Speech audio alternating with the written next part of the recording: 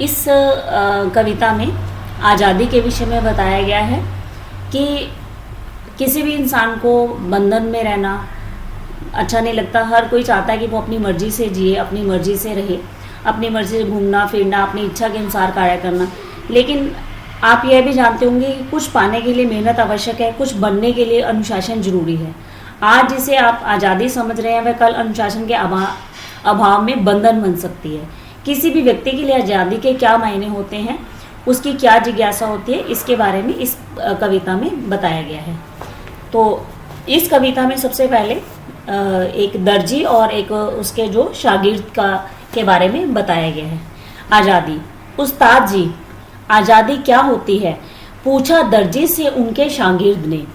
क्या वह चमगादड़ चारागाह में उछल कूद मचाता नन्हा सा बछड़ा है, या सूरज में घोंसला बनाने को उड़ती जाती चिड़िया, या उत्तर दिशा में दौड़ती सीटी बजाती रेलगाड़ी, या अंधेरे में चलता मुसाफिर जिसकी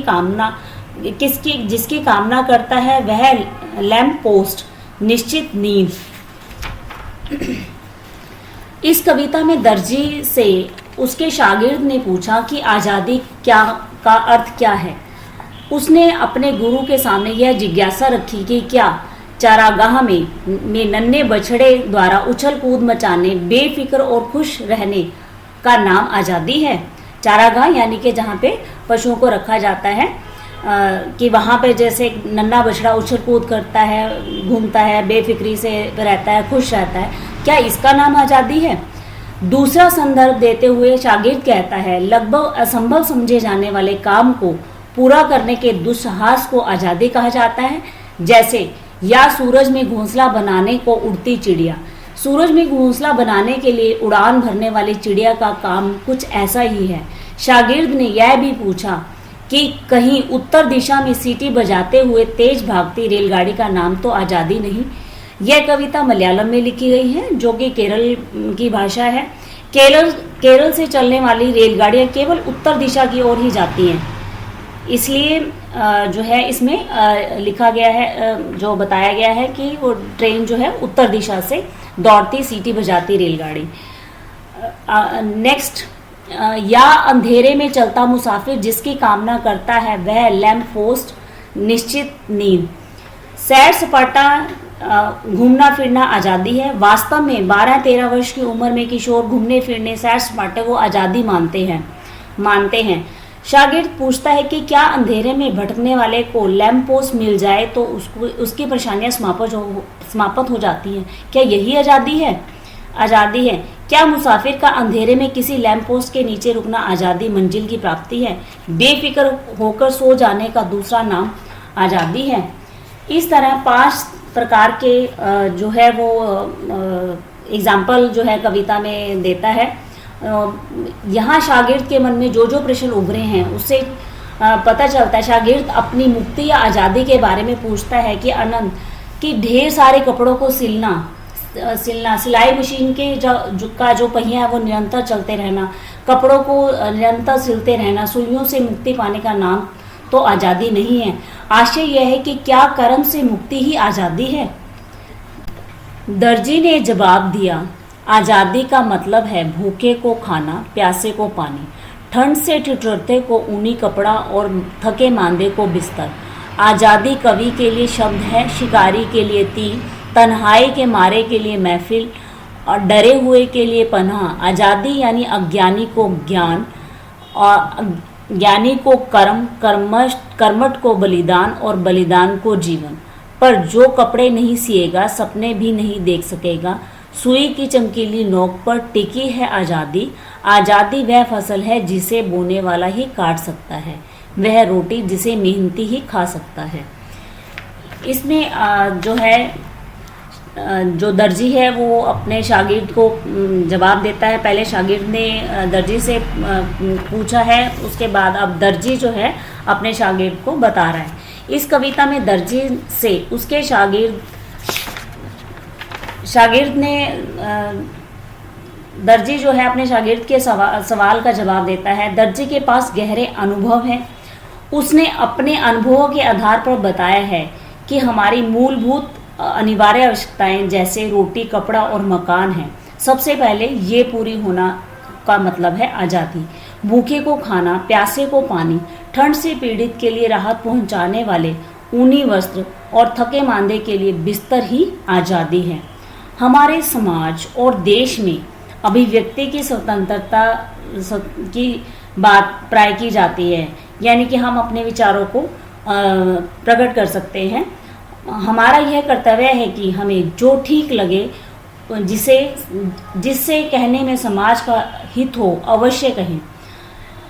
इसके लिए कभी कभी साहस भी करना पड़ता है। शिकारी के लिए तीर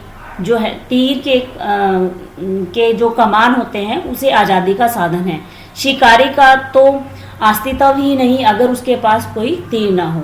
कवि यहाँ पर कहना चाहता है कि जीवन के लिए अनिवार्य साधन का होना आज़ादी है।